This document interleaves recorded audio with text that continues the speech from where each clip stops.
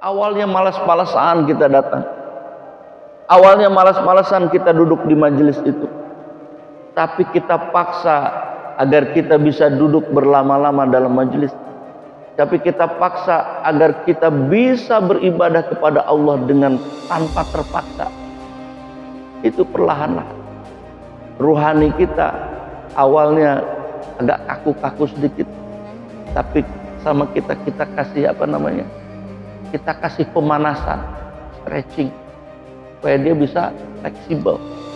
Terus menerus dilatih sampai pada akhirnya ketaatan kita itu tak banyak yang ingat kepada Allah. Agar kalbu kita bangun, apa yang kita kejar di dunia ini semuanya sia-sia. Tentang bagaimana manusia harus menerima contoh. Makanan ruhani kita itu bukan makanan pokok yang kita makan untuk jasmani. Makanan ruhani kita itu adalah kesabaran. Makanan ruhani kita itu adalah ketaatan. Taat kepada Allah itu berat, tapi hanya ruhani-ruhani yang hidup saja yang bisa melaksanakan ketaatan atas perintah Allah. Maka awalnya manusia dipanggil seluruhnya. Ya ayuhan nas ubudu rabbakumul ladzi khalaqakum. Wahai manusia, sembahlah Allah yang telah menciptakan dirimu dan orang-orang sebelum dirimu. Jadi kita semua dipanggil oleh Allah.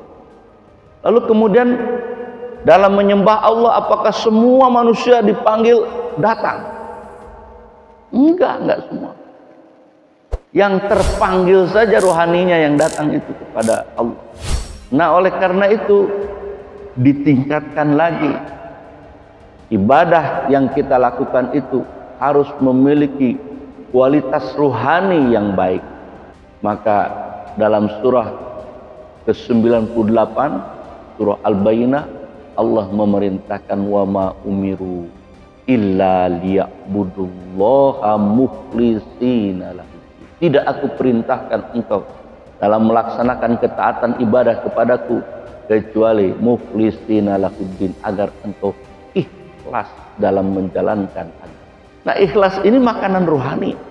Bagaimana ruhani kita bisa kuat dalam ketaatan kepada Allah itu? Perlahan-lahan, Pak. Awalnya malas-malasan kita datang. Awalnya malas-malasan kita duduk di majelis itu. Tapi kita paksa agar kita bisa duduk berlama-lama dalam majelis.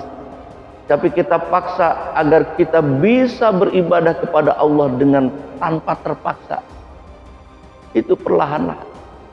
Ruhani kita awalnya agak kaku-kaku sedikit, tapi sama kita kasih kita kasih pemanasan, stretching, supaya dia bisa fleksibel.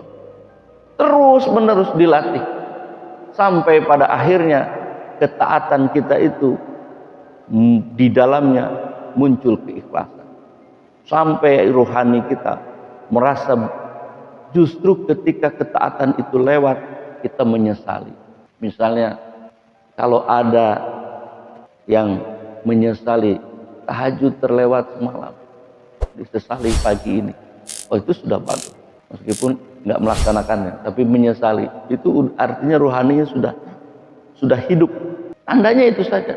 Kalau ketaatan yang terlewat kita sesali dan kita ingin membuat ketaatan yang lebih baik lagi nanti, maka ruhani kita sudah mulai hidup.